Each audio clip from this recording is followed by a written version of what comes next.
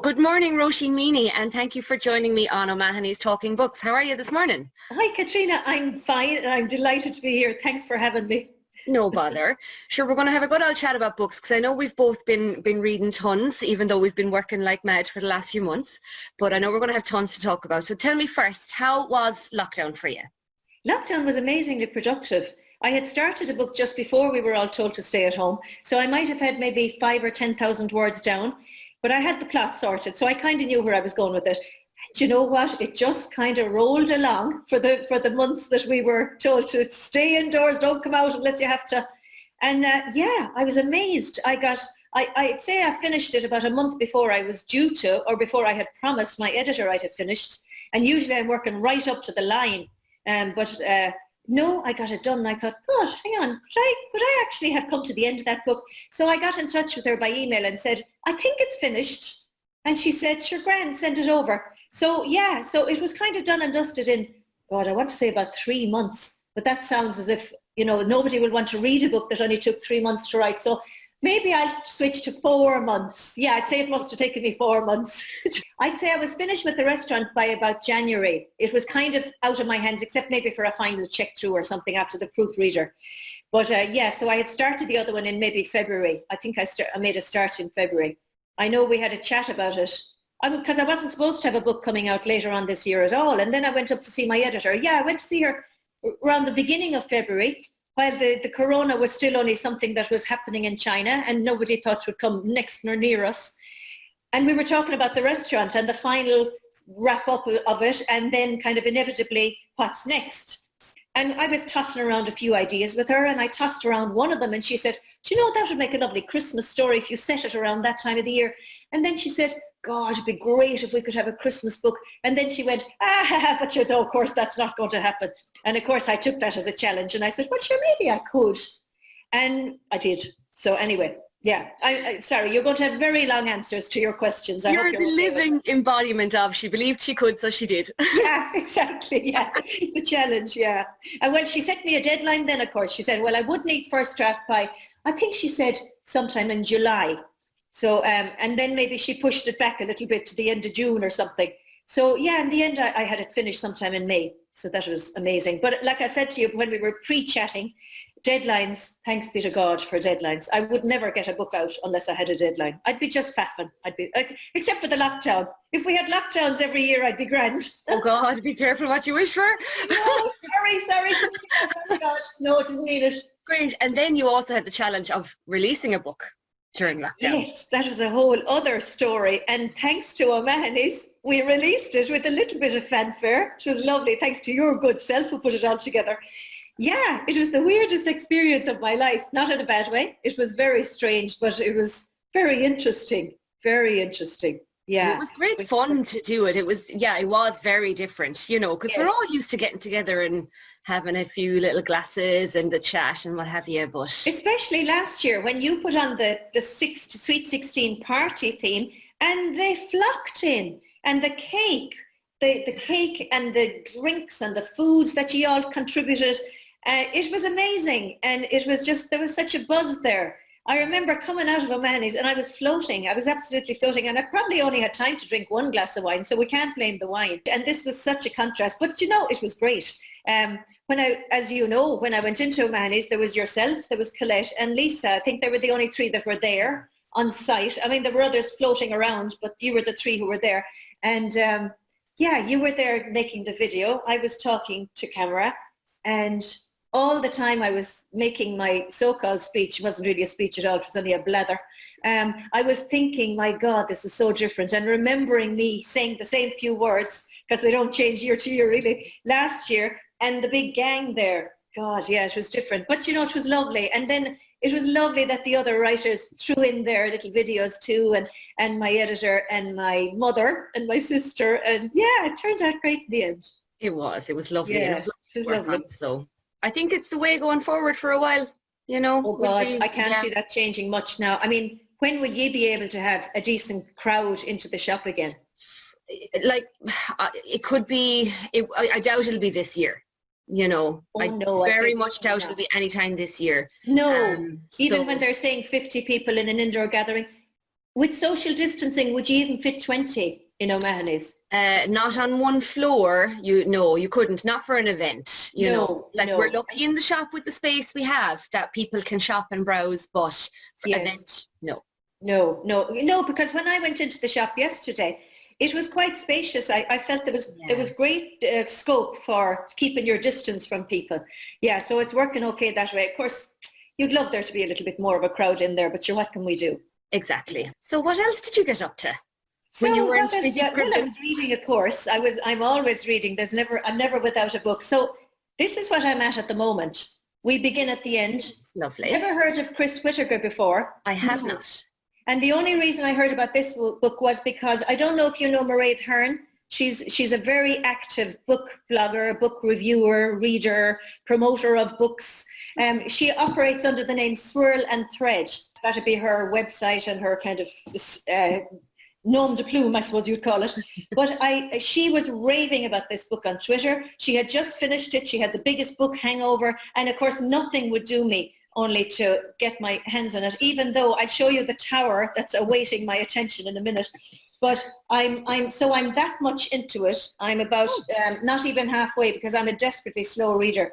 And it's totally grabbing me. It's set in one of my favorite settings, small town America. I just love books set in that kind of environment. So you get really into the characters, and you've got the characters who are just lovely, even though life has flung everything at them, and they still come up and they still shine through.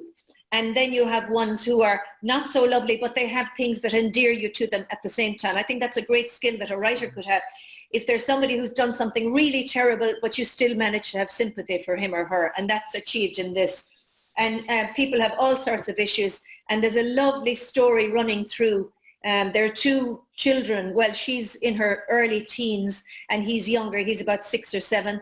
Her brother and sister, and they have it very tough.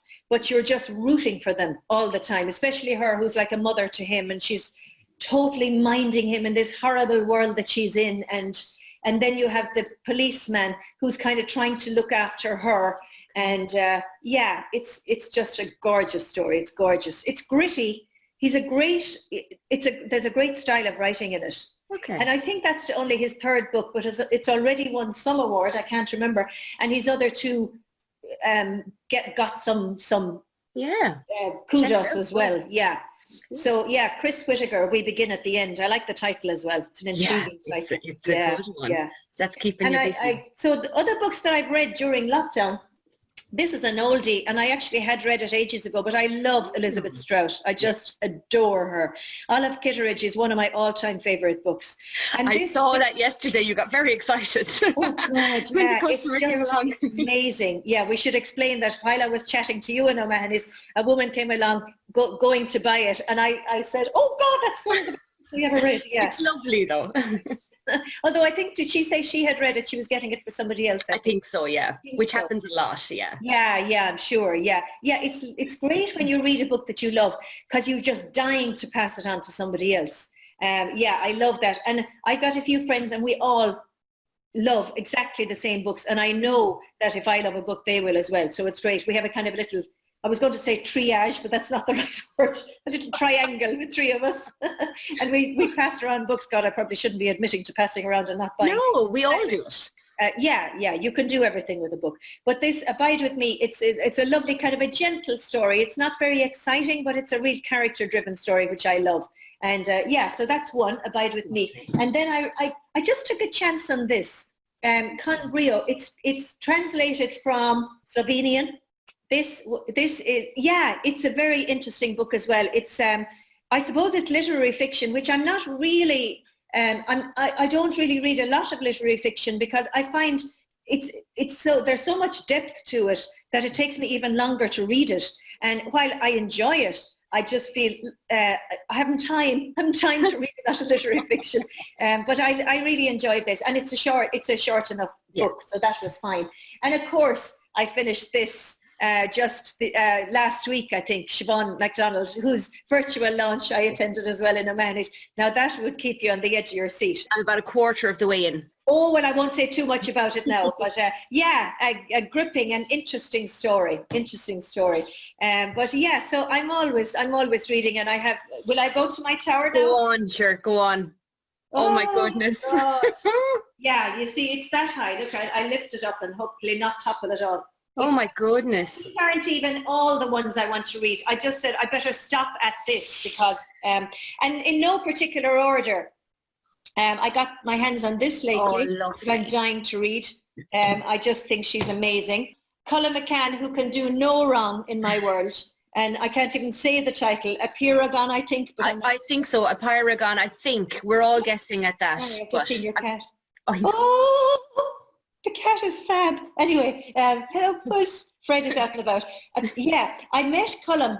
This is my I met a famous person story. I met him in Narrative 4 about, I suppose it might have been about a year or a year and a half ago. And he was either still writing or just finished this one. And he was saying that he wasn't sure about the title he had picked for it, whether it would be a bit off-putting because it was kind of an unknown word.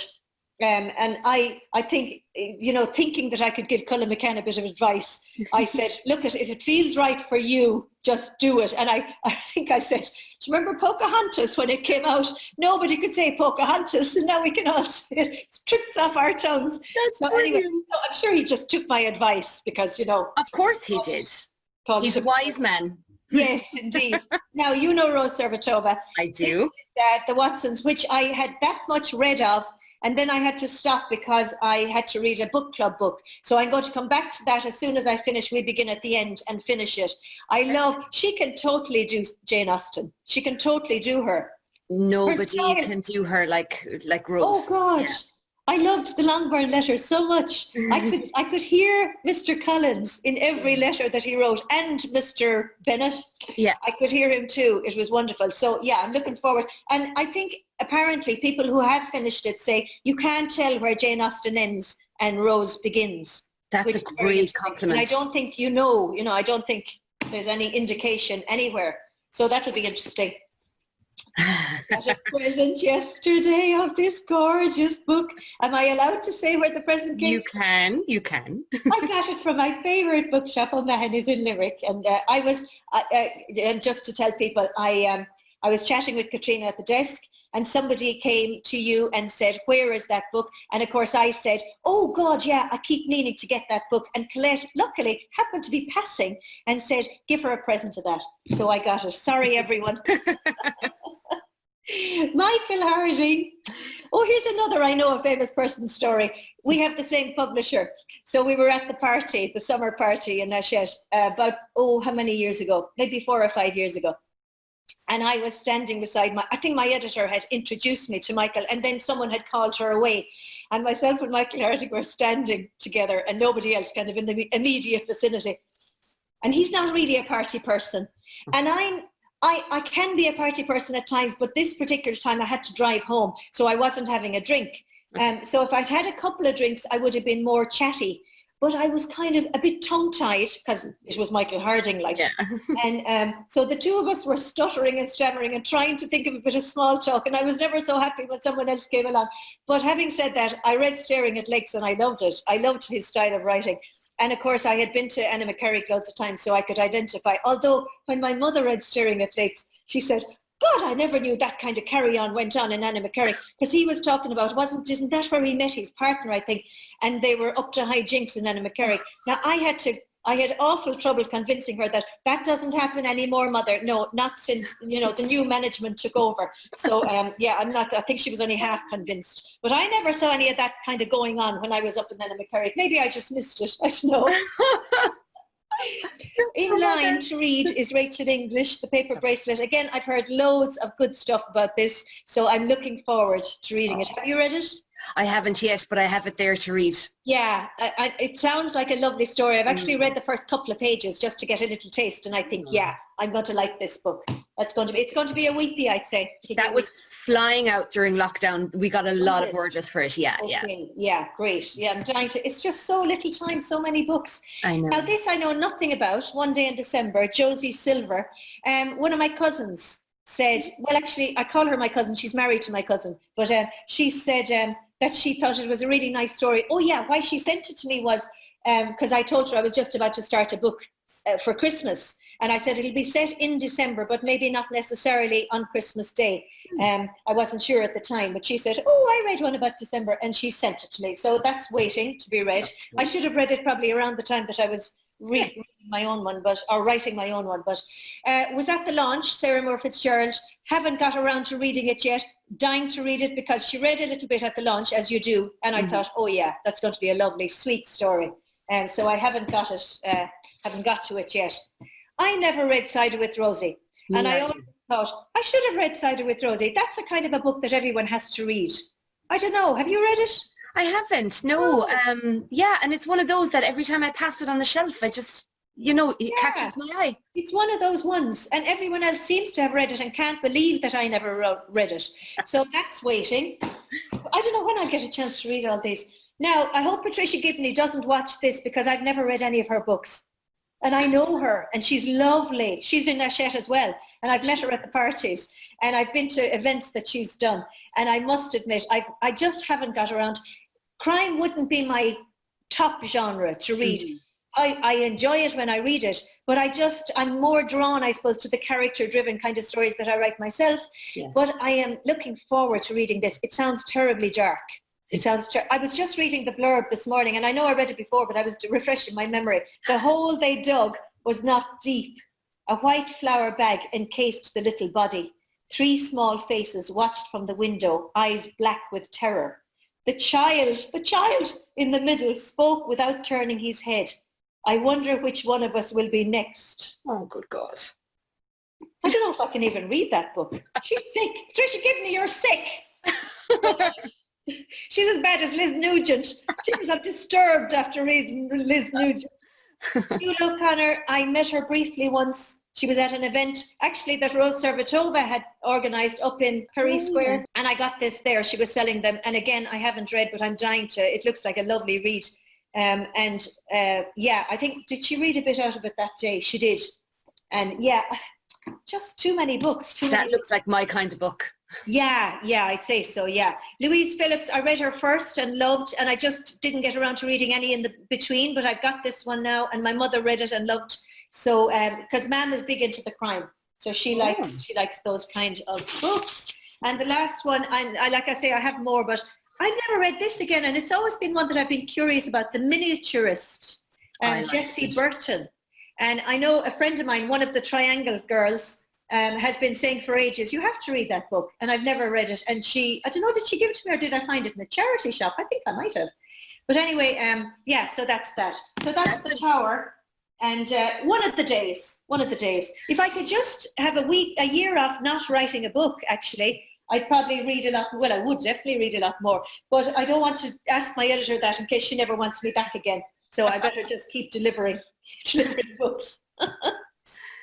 But that is a daunting pile. It is a daunting pile. And like I say, there's more inside, but I just thought I better not keep going with them. Yeah, so many books. Oh, there's nothing like reading. But like I say, I'm a very slow reader, and I'm also in a book club, and I have to read the book club book as well. So that slows me down even more. Are they very different, the book club books? They're all different from each other, which is wonderful, and which is one of the reasons why I like being in a book club, because you never know what people are going to throw up. I read one lately. What was it called now? Was it The Garden of Evening Mists, I think? Oh yeah, I know in Malaysia. And it was a book I would not have picked up in a million years, but it was lovely. It was kind of a serene book. Okay. Reading it almost felt like meditation. It was, again, a very gentle, although there were harrowing bits in it, because it was set in the just post-war years, and it went back to one character in it who was now a judge, and she was in her 60s or whatever, but in her 20s she had been in a prisoner of war camp.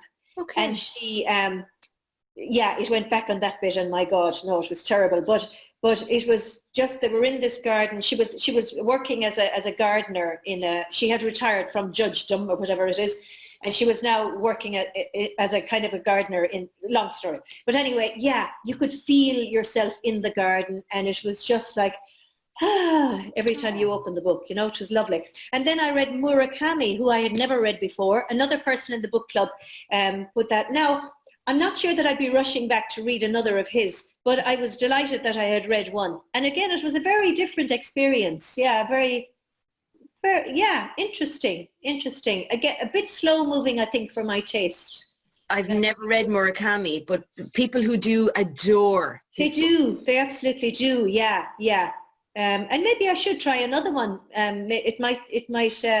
I mean, because, you know, writers write different books. You know, you can't just say because you've read one book that didn't totally grab you that, you know, there mightn't be another one. The last book we read in the book club was The Narrow Land, Christine Dwyer Hickey. Oh, yes. And I love her writing. If you haven't read her, I'd highly recommend her. And I read Tatty first. I think that was her first. Then I missed a couple in the middle. But The Narrow Land is just, oh God, it's a gorgeous book. And I don't know if you know anything about it. It's based on, well, very loosely now, I'm sure there's artistic license, but Edward Hopper and his wife, and a summer that they spent in their house in Cape Cod, and the people who kind of interacted with them during the summer and that. And yeah, it was wonderful. And apparently she went and lived on Cape Cod for about 6 months while she was writing the book. Now there's how to do research. Yes. So my next book is going to be set in Italy, I think in Tuscany, and I will just have to go there. I just have to go. Myself and Fred will be off. Sounds very good to me. It's the way to do it. Full immersion. Yeah, absolutely. Yeah. Oh God, I'd love it. I'd absolutely love it. But I'd say now, if I'm doing immersion, my next book will have to be set in Milltown Malbay, because that's as far as I'm going to be going. Not a bad location. Not a bad setting for a book. And I know that half the people in Milltown Malbay that I've met are terrified that I'm going to set a book there.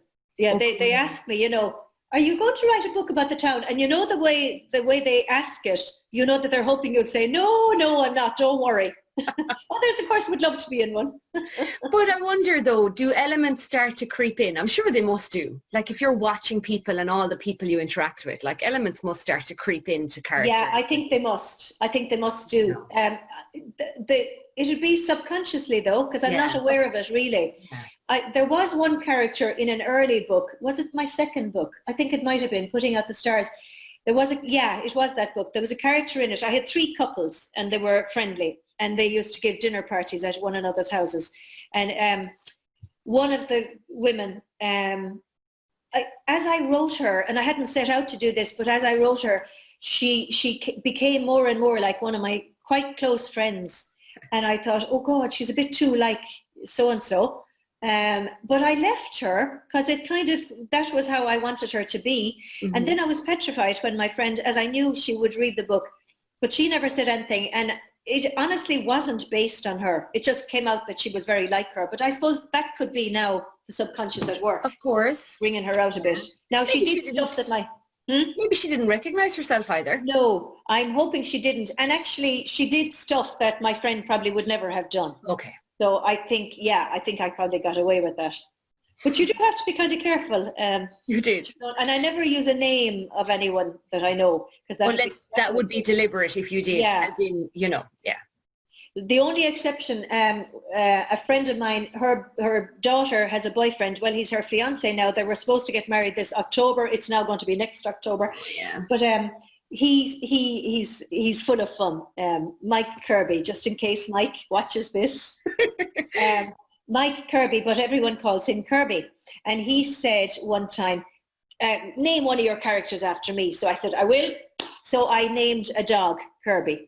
And Mike was delighted. He's delighted. Well, I hope he was. He told me he was delighted. I thought he'd get the joke, and he wouldn't mind that it was a dog. It was a lovely dog. See, it comes back to be careful what you wish for. I know. Oh dear. Oh, God. So tell me, as we're coming out of lockdown, what are you looking forward to? Obviously getting back to Milltown. Getting back to Milltown, yeah. I'll be there on the 29th. My house has actually had a little bit of a renovation on it, so it may not be ready to move back in yet because, of course, there was a big hold-up. It was supposed to be done by Patrick's Day. My builder had promised me faithfully I'd be in then, but by Patrick's Day, they had just down tools. So, and it was nearly finished, but they hadn't gone back that long ago. So he's I think it's pretty much there, but the kitchen, there's a delay in the kitchen cabinet doors. So I may go down on the 29th to find all my kitchen in place, but no doors on any of the presses, which is fine. But I wouldn't stay until it was all fine. But I'll go down on the 29th and I'll do the cleanup, because I'm sure it'll probably, hopefully be ready for the cleanup at that stage. So I might go just for one night and do the big clean over 2 days, and then come back and pack up and pack Fred off and head down there then for the rest of the summer, hopefully. Yeah. Good. That'd be the main thing I'd be looking forward to. Restaurants, I kind of would like to get back into a restaurant, so that'll be very nice. Even more so, I think, than a pub, although I would love to get back into a pub as well. I'm with you on the restaurants.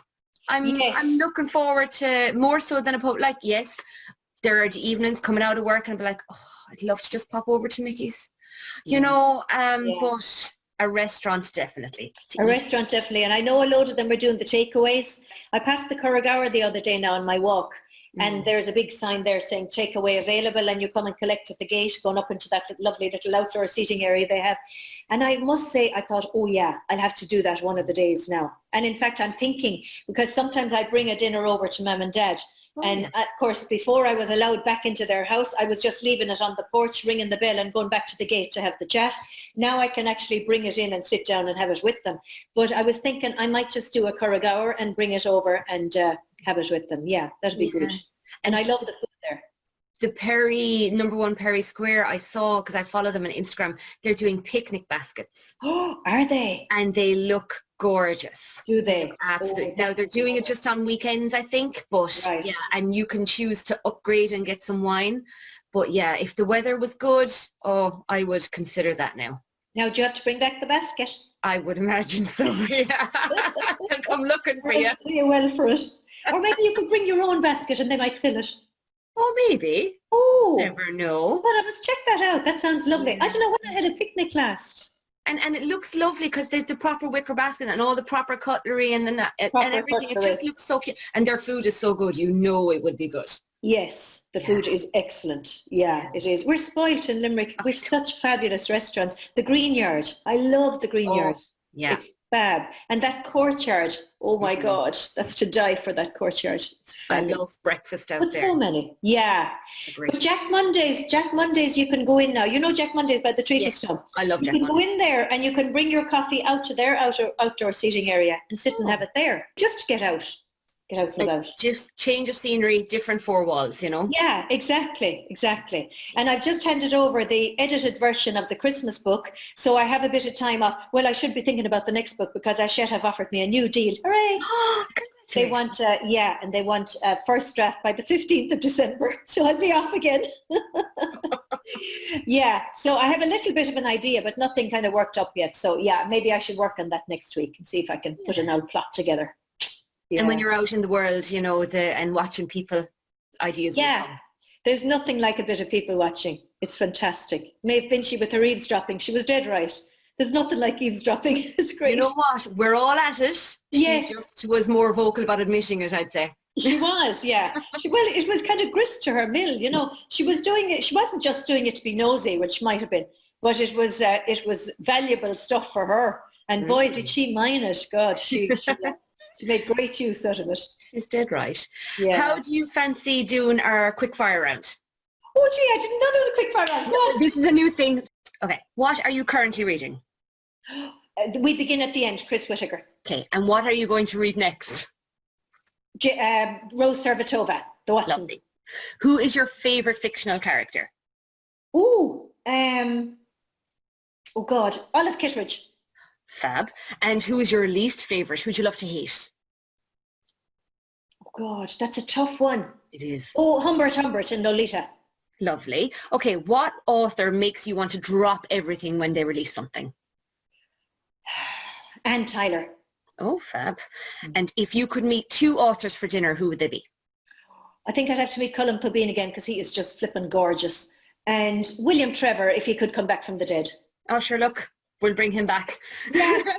What book that you read this year surprised you the most? I